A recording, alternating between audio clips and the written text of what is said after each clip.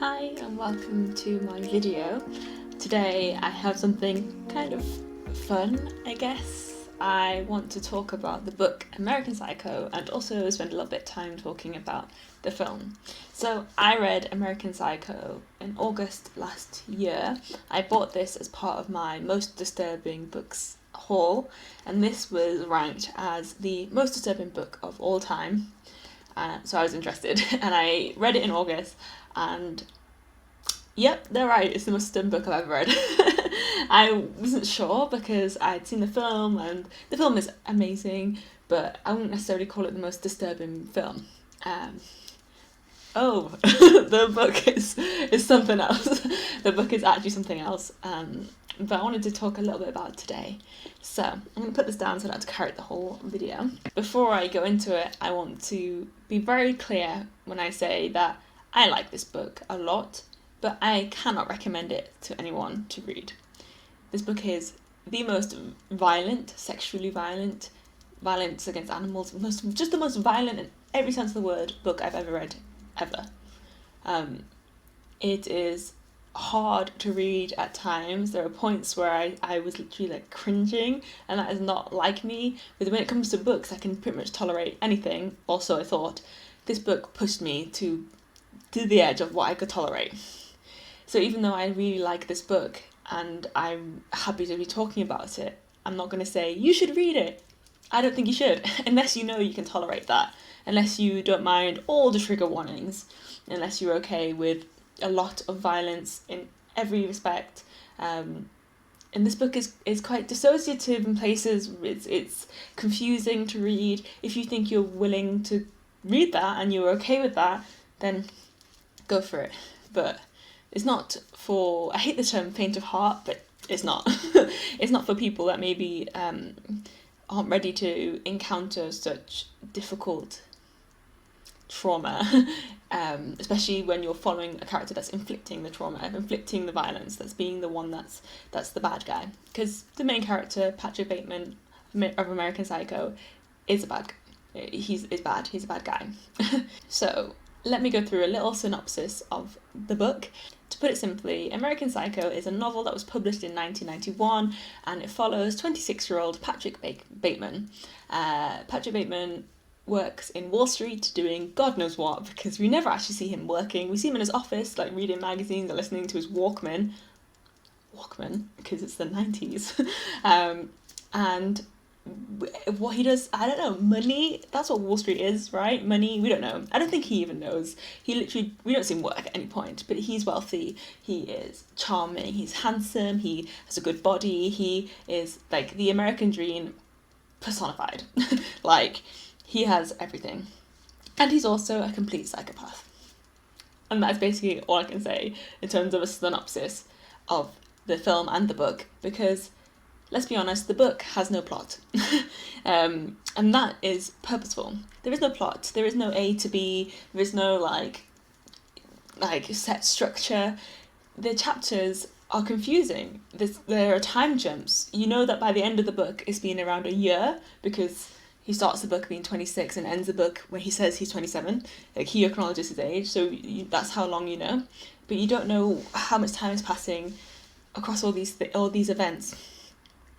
Each chapter is more like an experience, like you're just seeing him in the wild, in his life. It's all in first person, kinda. It's mostly in first person. There is no through plot, really. It's not structured in that way.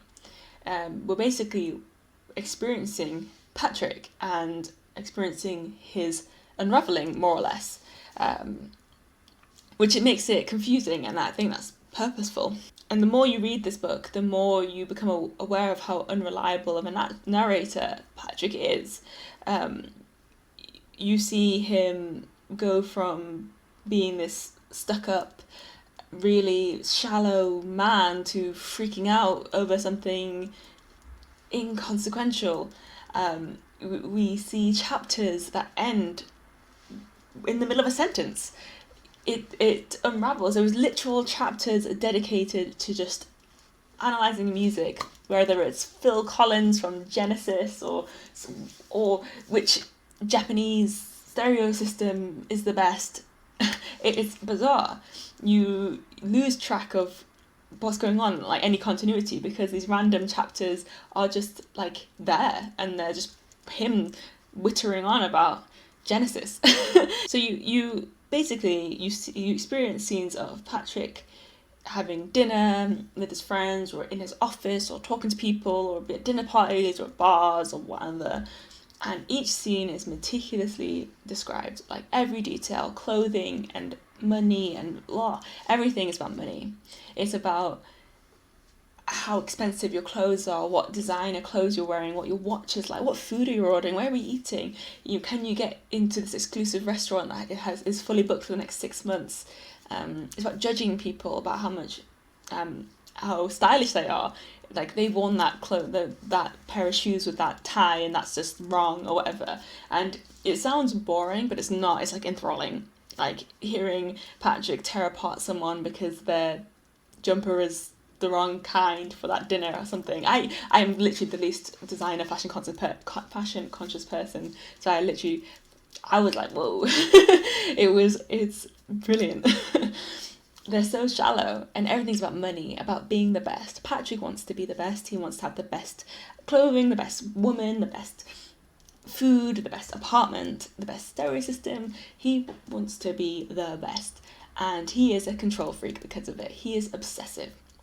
So alongside these dinners and these drinking and these meeting and these just encounters with his friends, more like his rivals, because I don't think anyone likes each other in this world.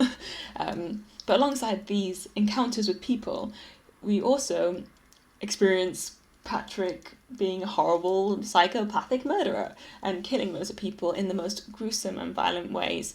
And sometimes they're planned out and they're really slow and methodical, and sometimes the murders are just random people, like randomly stabbing a homeless man and his dog.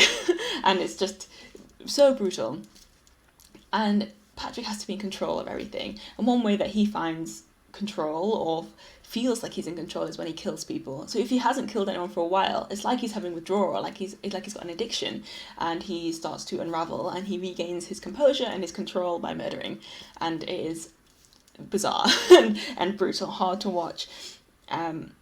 He has a lot of sex as well in this book. There is a lot of graphic sex scenes, like the most graphic I've ever read, and they very quickly turn into the most violent scenes I've ever read. And the poor women, even though they're not real in this book, oh my god, the things that happen to them. He doesn't always murder them. There's one woman that he has a violent sexual encounter with that he sees later, and the way he describes her how she's with him, like, it's the most perfect thing ever. It literally describes him as a person. So he's like out with friends, and he sees the woman that he's had a violent sexual encounter with, and he says, she doesn't say anything, just looks at me like I'm the opposite of civilization or whatever. And that is just perfect. He literally is the opposite of civilization. Like, he is. He just, like, that is the most perfect description. And he's so, like, doesn't realise that he genuinely is that.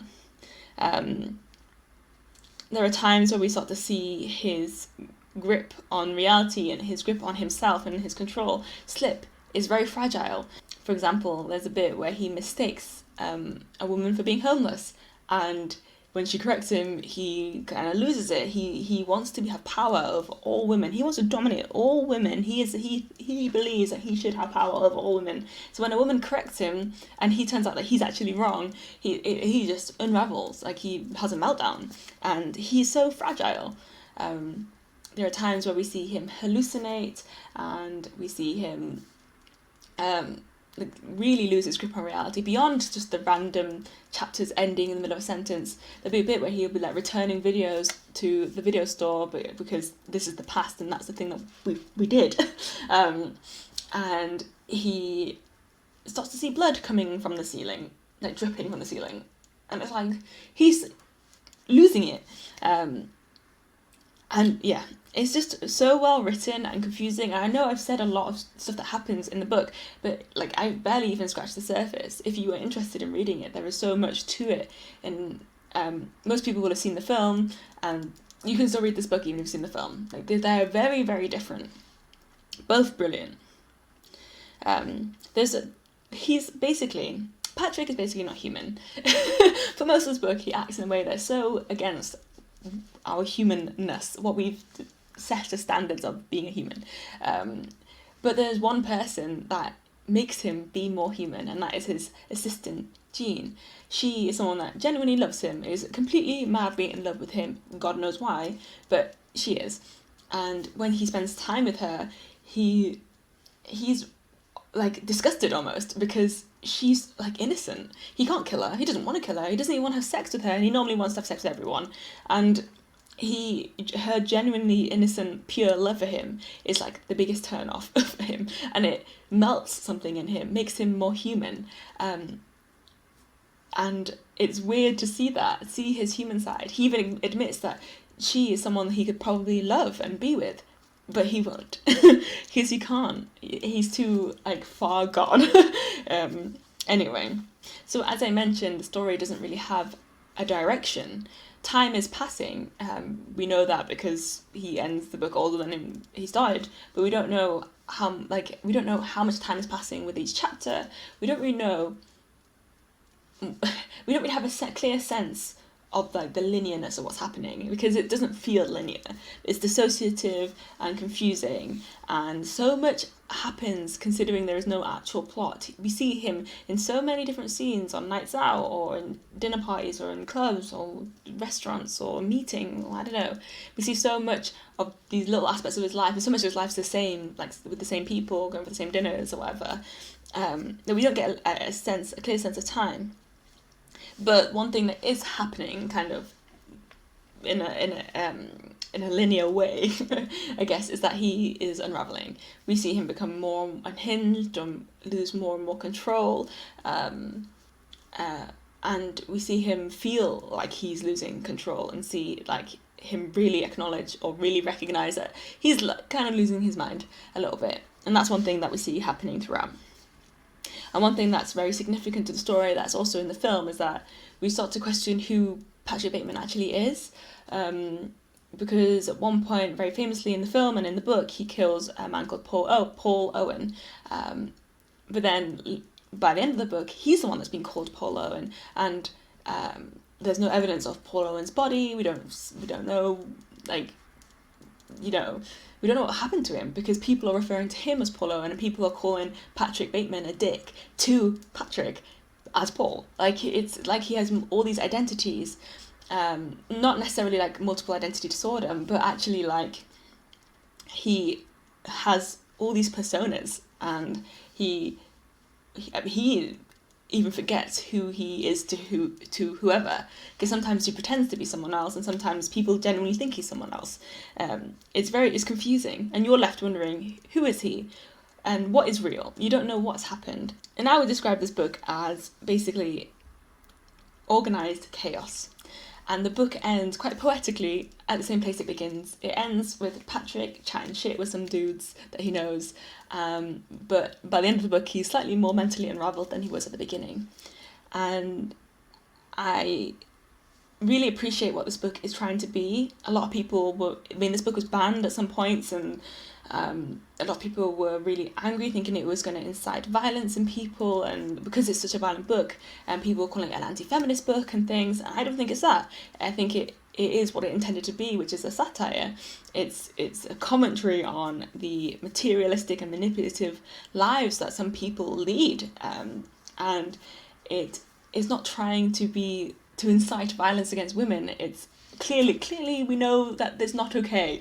I don't think that Bret Easton Ellis is trying to say that Patrick Bateman is a good dude and we should all be like him. I'm pretty sure he's trying to say this is messed up. And he's written a book about a character that's completely so far gone that any civilized human will recognize that this is not okay and we should not be doing this. One review that I read online described this book as a black comedy, calling it a satire on our desiccating culture of excess. And I think that is very true. That is perfect. A lot of people compare this book to Fight Club as well, in terms of its dissociation, I think, and I can see the similarities between the narrative in Fight Club and what we go through with Patrick. But I think it's important to maybe talk a little bit about the film, because the film is very different from the book. So the film came out in the year 2000, which means it's 22 years old, which is bizarre because the film is brilliant. And I watched it very recently, again, for like the millionth time, and I still think it holds up really well. I still love the film. So it's can't believe it that it's so old now. Like it's a fully fledged adult of a film, which is just bizarre. When the film was in production, apparently what I read online, there were a lot of issues with the script. It got sent back for rewrites multiple times because it was too violent, and they were like, we can't make this film, we can't release a film that's this violent, which makes sense because the book is so violent. And I'm glad that they did rewrite it again and again and produce something that is way more tolerable. So the film follows the similar plot to the book, similar cadence to the book. But it is way less violent, has way less sex in it, and in that way it makes it more tolerable. I think if they hadn't made the film, I don't even know where the book would be at. I don't even know if the book is that popular. I haven't heard of many people reading it, but I don't really know that many people myself, so does that say anything? Who knows? I'm not the queen of the world. So but I think the film would have definitely heightened its popularity because the film was so popular. It's still so popular. And by making it less violent, less aggressive, less sexual, they made something that was more accessible to people and people more willing to watch. And obviously made a film, because I would not watch this film. If this film was made exactly like the book, I would not watch it. It'd be like worse than Hostel. It would be like, honestly, I would not watch it. But what they did was great. And to me, I feel like often when films are made of books, they are made quite poorly. They're usually not very good. They usually try really hard to be the same thing, but then they change things and get things wrong, and you just feel disappointed because you wanted to have a visual representation of the book that you like, and instead you get something that's half-hearted or disappointing, or not what you expected it to be or what you wanted it to be. But I think with American Psycho, that is actually a really brilliant companion piece to the book. It is different. It's very different in some places, but it works, and it's so good that they work together. Together they make a full package. You have a book which is hard to read but really good, and you have a visual piece of media that you can watch and see aspects of the book that you enjoy or this book come to life. And I think that's brilliant. I think that the film really picks up on the humour of the book, particularly, like, there's a few scenes that stick out to me, so particularly the scene where with the business cards. If you've seen it, you know what I mean, where all the Wall Street men, including Patrick, are talking about their business cards, and they're like comparing them. It's like, you know, when you talk about dudes comparing like dick sizes or whatever, it's like basically that with business cards, and talking about the different kinds of white that the cards are, and like the texture of the paper and the colour of the font. And it is like the most intense and funny and tragic scene ever. And it's in the book, and it's great in the book, and the film pulls it off so well, like how distressed they become when they realise that someone else has a much better business card than them. When to us, they all look the same, basically. They're all just white business cards with a bit of writing on. And it's fantastic, and it's funny, and it gets the satire part of the narrative across. And one thing I also like, which is a big change from the book, is that Christian Bale plays Patrick as more outwardly unhinged. Like the scene with him running down the corridor with a chainsaw, that's very funny and tragic and disturbing, as he's chasing after a poor woman with a chainsaw. But that doesn't happen in the book. You know, in the book, we rarely actually see Patrick lose control. He thinks about it a lot. We have so much insight into his mind, but he doesn't outwardly ever really lose control. Very rarely. He's very much calm and collected, and everything is precise. So seeing a sort of like a visual representation of his like internal psyche through like him losing it a lot more in the film is really good. It gives you something to see, to visualize, like to like hold on to, rather than it being like, otherwise it would have to be like narration constantly, like talking, explaining his feelings or whatever, because he doesn't show them that much in the book. But actually seeing them seeing him lose control is really cool in the film. Because in the book, when he is murdering people, it's so controlled and thought through that it's scary. And obviously in the film, it's more just he's just chainsawing up some poor ladies, and yeah, it is what it is. I also want to say that I think Christian Bale is perfect as Patrick Bateman. Oh my god, he was made for that role. And there's a bit in the book which is like the most meta thing that I like. It blew my mind when I read the book. So basically in the book, he's out having drinks with some ladies, and one of the women's friends comes up and she's like, "Oh, Daisy, what are you doing with a stud like Batman?" And my mind was like, because she calls Patrick Batman, like, because he's like handsome, I don't know, cool, whatever. And then Christian Bale plays Patrick in the film, and Christian Bale later on becomes Batman in real life, in the films. Maybe it's real life, I don't know. But so like it's like it was meant to be. He was supposed to be Patrick because he is Batman. And I tried to tell my partner that, and he was like, "Okay, cool." But actually, I was like, my mind was like. Anyway, I hope someone out there finds that as like riveting as I did. Yeah, I feel like I've covered basically everything. I feel like I've talked a lot for like a long time. This book is fascinating, and with the film, they are just perfect companion piece. Like, they belong together, and I love the film, and I'm glad that they did what they did with the film. Of course, there's things they could have added and changed to make it more in line with the book, but I'm glad that the film is what it is, and it can be enjoyed as a piece of media on its own, whether you've read the book or not. It is so good, and the book is good. I just can't recommend it because it's so violent, and I just don't think that I just can't on my can't speak. I just can't in good conscience say like, yeah, you should read this book, when I know actually if a lot of people would not like it at all. But I liked it. I gave it 4 stars. I think the film is brilliant. I'm pretty sure I give the film 5 stars on like Letterboxd or whatever. It is great. I think it's very rare that you find a film of a book that feels like a companion, that feels good, that feels like a standalone piece that is well written and makes sense and has changed enough from the book to be its own thing, but still be recognisable and to be a companion to the book.